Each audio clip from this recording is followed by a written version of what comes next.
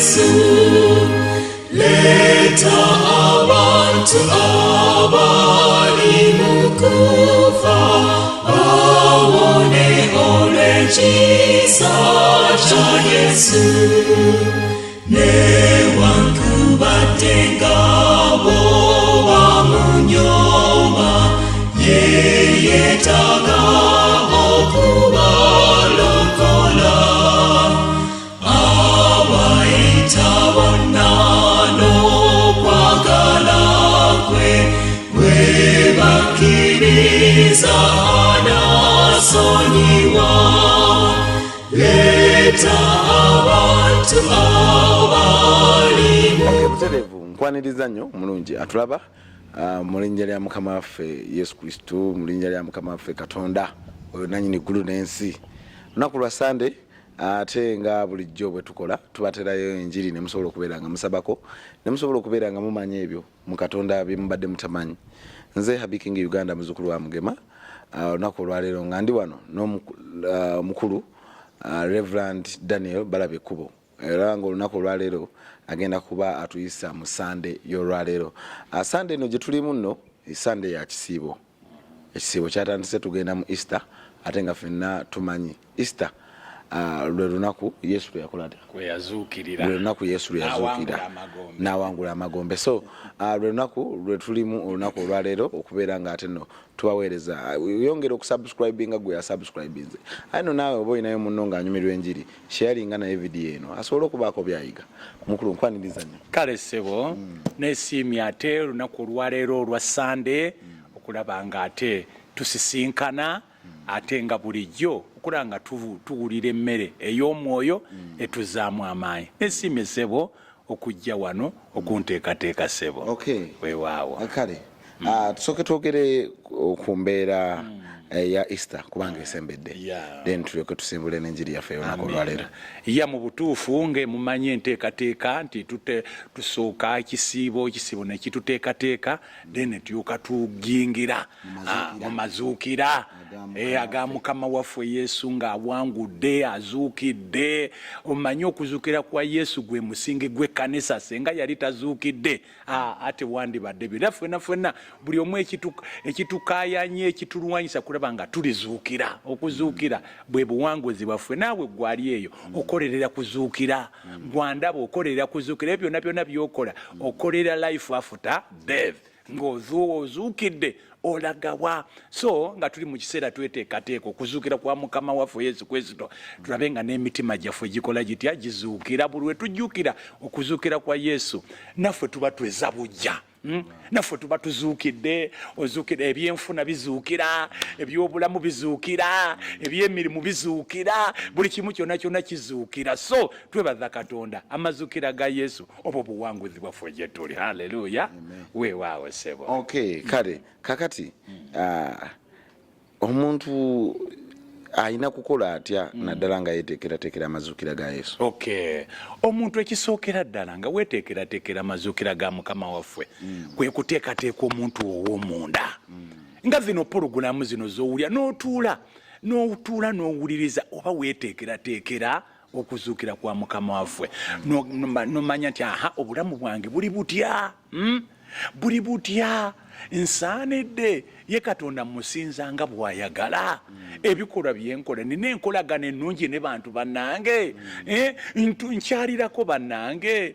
Nina benzizaamuuko amaanyi. Nina bengabira ku byange nembagabira. Nina nsisinkanako abalwadde ne ngenda mu ddwaliro ne mbasinkana. Abo abalinnidde mbeerako ne bannidde nabo ne mbaako bye mbakolerako. Ekyo kyekyo Yesu ky'ayagala. Era lumu yabuuza n'agamba nti ebyo byonna mwabikola nga nze. Kitegeeza nga twetegekera amazuukira ga Mukama waffe ebikolwa ebyekisa, ebikolwa ebirungi, omutima omusaasizi, omutima ogwagazisa ogwo gwe twagala kwesa agenda okujja azuukire ng'asanga emitima mitereevu. Weewaawo ssebo. Okay. Kale kakati ekisiibo bino ebisiibo byawukanamu. abalokole bano baawukana n'ensiibo amanyiza n'enzikiriza egamba ti Katonda gwe tusinza y'omu wabula ensinza ey'enjawulo ti abasiraamu bamusaba mu ngeri ndala abalokole bamusaba mu ngeri ndala abakatuliki ne bamusaba mu ngeri endala naye nga yenna asigala Katonda gwe tuyita God. So kakati abasiraamu balina ensiibo eyaabwe nti bo bagita bafutaali ne balya ekiro nga bukya daaku ne paka saawa meka 12 obudde nga buwungeera ne basiibulukuka. Kino ekyaffe nakyo bwe kityo kitambula. Kati ekyaffe ekisiibo kye tutandise kyatandika ng'ennaku z'omwezi 2 era eno ye Sande esookedde ddala okulaba nga tutandika ekisiibo era kigenda kutambula sabbi kigenda kukomanga ennaku z'omwezi 10 ogwokuna lwe lunaku olw'okunyeenya amatabi Yesu ng'ayingira mu Yerusaalemi. Kakati ffe ensiibo eyaffe si yensiibo ey'ekisiraamu. Ffe bwe tusiiba ekisookera ddala tusiiba okusiiba kuno tukulabanga omuntu buli w'osiiba oba onoonya enkolagana ennungi ne Katonda wo. Buli w'osiiba osiiba okusonyiyibwa. Buli w'osiiba osiiba okulabanga nga oddizibwamu amaanyi. Osiiba kubanga lumu Yesu yagamba nti watali kusiiba na kusaba eyo embeera teeveewa. Balala tusiiba olw'okusumululwa okuwonyezebwa. So kakati ensiibo eyaffe ffe tusiiba nga Bayibuli egana ne buba enkya ne buba akawungeezi. Ffe bw'osiiba ekisiibo ekyaffe kitandika essaawa 12. Bwe kitandika 12 bw'olya ekyeggulo kiridde ku ssaawa ng'oba 2 oba 3 tosituka ate kulya daako kiro. Bwe oddamu kulya enkeera olw'eggulo ng'osuubulukuka. Ekitegeeza omuntu eyasiibye olwaleero bwe yalidde ekyeggulo olwajjo olw'omukaaga ekyo yalidde olw'eggulo kwe kusuubulukuka kwe kitegeeza agenda kuddamu okulya ku 12 ezaleero. Eyo yensiiba ey'ekikulisitaayo. Ate waliwo abasiiba nga abasiibye ennaku 2, waliwo asiiba nga asiibye ennaku 3. Ate tulina ensiiba bw'osiiba kuba ne Katonda waffe naye alaba amanyi. Wandibanga kabbi oli mulwadde naye ng'owuli oyagala osiibe naye bw'osiiba nga tolidde kigenda kwafikitinga. Osobola okunywako ku mazzi oba ku juice ng'oyo n'okusiiba nga bw'okola ki bw'osiiba. Ekyo Katonda akimanyi. Katonda asinga kuwagala mwoyo. Omwoyo gwe kigendererwa kyo ki ng'osiiba Katonda kyatunuulira. So feeyo yensiiba y'ekikulisitaayo. Bw'oba waliwo osiiba ng'oyagala Katonda akukozese akusitule mu buweereza osobola okusiiba. Waliwo lw'osiiba Katonda abeeko omuntu gw'oyagala awone. Waliwo lw'osiiba ng'oyagala Katonda abeeko okusonyiwa kyaba akusonyiwa. Waliwo osiiba ng'oyagala Katonda abeeko emikisa gy'asumulula. Ekyo Katonda akyaga. Kati nga bw'onoolaba olwaleero wano ekyawandiika bwe kimbadde njagadde okubawa kiri mu Ezera essula ey'omunaana olunyiri lwa 2 lugamba nti awo ne nangirira okusiiba eyo ku muga Akava twetoowaze mu maaso ga Katonda waffe okunoonya gyali ekkubo eggolokofu eryaffe ery'abaana baffe abato era n'ery'ebintu byaffe byonna. Ekitegeeza buli lw'osiiba osiiba ku lulwo nga gwe mukulu Habi n'osiiba ku bulamu bwo n'osiiba ku nkolaganayo ne Katonda n'osiiba engeri gy'onoomanyamu Katonda bw'omala ate n'osiiba ku lw'abaana bo. Abaana bo ng'obasabira njagala omwana wange akule ng'amanyi Katonda, njagala omwana wange aleme kutawanyizibwa n'ebizimu eby'ekika, njagala omwana wange abeereko feva ya Katonda. Ate n'osiiba ku lw'ebintu byo, olina pologulaamu zo, olina bizinensi zo, olina ebintu by'oyagala Katonda abiteekemu omukisa n'osiiba. Kati gwe mukisa guno gwe tulina ffe bwe tusiiba ng'abakulisitaayo tukozesa omukisa guno gw'ekisiibo n'osiiba ku lulwo n'osiiba ku lw'abaana bo n'osiiba ne ku lw'ebintu byo pologulaamu zo z'okola. So kyebulaba nkugamba gwandaba kozesa omukisa gw'ekisiibo kino osiibeko ku lulwo nga gwe bw'osiiba okabire ku Mukama nti ne leero Mukama njagala obeeko kyonkozesa. Mukama nkoze ekintu naye nga sirabawo njawulo ne leero nsiiba obeeko mukama oyinza okuba nga oli mulwadde nsiiba mukama omponye oyinza okuba nga olina pologulamu zo oyagala kuwasa oba oyagala kufumbirwa kisabire kisiibire oyinza okuba olina omulimu gwe bakuyiseeko gw'ogendako okukola n'ogamba nga sinagenda ku mulimu ogwo kansooke empeeyo ekiseera nsiibe noonye mukama ndyoke ennumba omulimu ogwo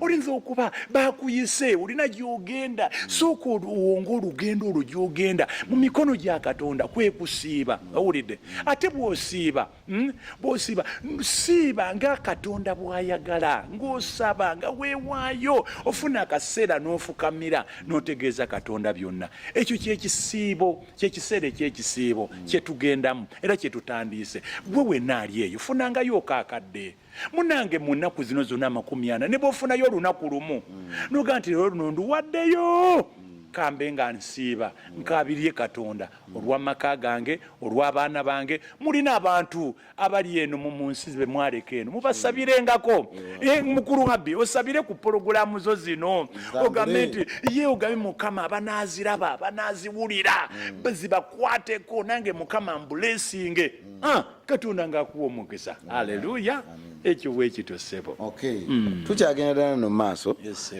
naye nze nina ekintu kye nandyagadde okumanya nti omuntu mulimu abantu abasiiba kiva kuki omuntu olina ekintu kiri kyonyonyodde n'ogamba nti omuntu basiiba n'awaayo omutima bano abasiiba ne batafuna ebyo basiibira baba tebasiiba kiva ku kyokubanga oli asaba omaye okusaba kwa njawulo oli n'asaba n'ono n'asaba naye Katonda ate n'asooka n'awono nedda tekiri nti osabye bubi Katonda waffe tulina oluyimba lwe tuyimba tugamba nti ebirowoozo byonna abyekkaanya buli kyosaba Katonda waffe takugwako buwikuwa kintu era bw'osaba nga kyosaba kigenda kuviirako obuzibu Katonda takikuwa akuwa ekintu ekigendo naawe okukusanyusa kati bw'osaba Katonda alondamu nti naye byosabye bino kyebudde abantu abamu bagamba nti bwosaba Katonda akuddamu mu ngeri ziringa 3 waliwo agamba sijja kuwa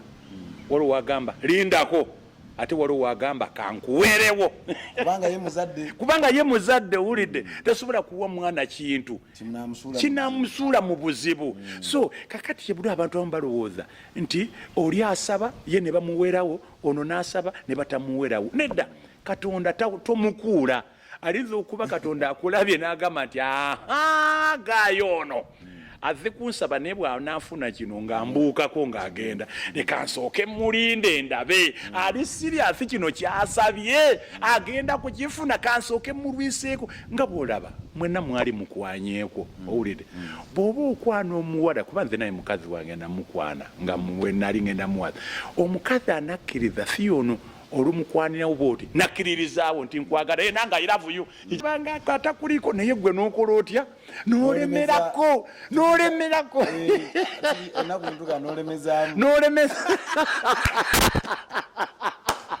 kakati ogenda okulaba nga tera kati bw'omubuuza ne kati lwaki wandwiza nga ti we bintu bwe bibavu ebyabakazi era okusanga omukazi nakkiririzaawo omanye eyo future teriiyo ne Katonda naye bw'abeera bw'osaba Katonda asooka n'atunuulira byonsabye bino bigenda ogenda kunkuula bukuuzi oba ogenda kunnemerako kyekyabula kibayitamu abalala n'abawanza ate n'abawa Katonda yeetaaga bugumiikiriza ebya Katonda tebikolerawo topapira sitaani yakolerawo kubanga ye akaseera alina katono naye oli yenna nnyini byonna kati bw'osaba Mukama omulekera obuyinza ye n'alyoka akulowooleza ebibye ebirungi owulidde n'alyoka akuwa so bwe kiri ekyokusaba so sigamba nti abalala basaba abalala ne bataweebwa abalala oba basaba bubi nedda teri asaba bubi wabula Katonda ffena tusaba Katonda omu bw'osaba n'alyoka alonda mu byakuwa ebisaanidde